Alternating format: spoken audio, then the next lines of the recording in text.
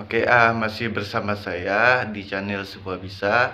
Banyak pertanyaan-pertanyaan dari kawan-kawan, terutama kawan-kawan pribadi. Bagaimana sih memulai investasi? Itu yang biasanya ditanyakan oleh kawan-kawan yang lebih dekat ya. Bagaimana sih memulai investasi? Bukannya investasi itu lebih lama, bagaimana keuntungannya dan sebagainya. Oke, saya akan menjawab pertanyaan-pertanyaan dari kawan-kawan semua, bagaimana memulai investasi. Investasi itu dimulai pada diri kita sendiri, yang sebenarnya investasi itu memerlukan keyakinan pada kita sendiri. Jadi tidak terpatok pada orang lain dan sebagainya. Investasi itu kan lebih ke jangka panjang. Jadi di mana letak keuntungannya nanti?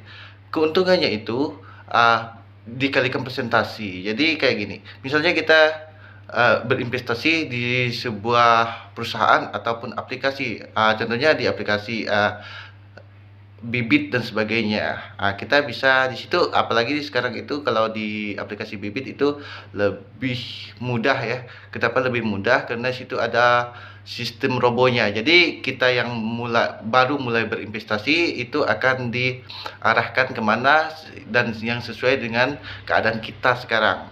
Jadi kalau investasi menurut saya itu lebih kemana? Lebih ke keyakinan pribadi. Kenapa? Dalam investasi itu membutuhkan waktu yang sangat-sangat panjang kalau mau mendapatkan keuntungan yang lebih besar. Tapi kalau investasi yang hanya jangka waktu mungkin ya setengah tahun, 1 tahun, mungkin bunganya atau profit atau keuntungannya itu tidak sesuai dengan ekspektasi kita. Jadi lebih baik kalau mengikuti investasi itu lebih ke jangka panjang, 5 tahun lah minimal, itu 5 tahun untuk investasi jangka panjang, 8 tahun bisa, 10 tahun, 15 tahun, 20 tahun, ataupun 30 tahun, sesuai kebutuhan kita dan tujuan kita sebenarnya. Jadi kalau investasi sebenarnya itu tidak ada ruginya menurut saya ya. Kenapa? Di sini kita belajar menabung. Kalau masalah investasi ada nominal yang turun dan sebagainya, itu udah biasa dalam dalam ilmu investasi, karena namanya juga pasar ini kan kadang naik turun. Jadi dari itu semua, jadi hasil yang kita investasikan kepada sebuah perusahaan atau apalah namanya, itu akan mengikuti naik turunnya sebuah pasar. Jadi kalau menurut saya bagaimana memulainya? Gampang sebenarnya. Yang pertama, yakinkan pada diri kita sendiri bagaimana, apakah kita mampu untuk menabung rutin, mengisi rutin tiap bulan, tidak usah banyak. Anggap saja 1 bulan kita menganggap menabungnya 100.000. Jadi 1 tahun itu kan ada 12 bulan. 12 bulan kali 100 itu kan ada 1.200.000. Tapi di situ ada presentasinya lagi. Biasanya di dalam sebuah perusahaan, jika sebuah perusahaan yang kita investasikan itu bertingkat, dia akan dikalikan berapa persen yang dari keuntungan sebuah perusahaan. Jadi kalau 1.200.000 dalam 1 tahun itu biasanya itu dikalikan masih dapat 4% atau 5%. Itu untuk 1 tahun. Tapi kalau 2 tahun bisa lebih, bisa 7%. Dan apalagi 3 tahun, 4 tahun dan 5 tahun bisa dikalikan. Anggap saja kita berandai-andai 1 tahun itu hanya 3% saja. Jadi kalau kita berinvestasi 5 tahun, jadi ada 15%. Jika seandainya setiap tahun itu perusahaan yang kita investasikan itu mendapat profit 3%.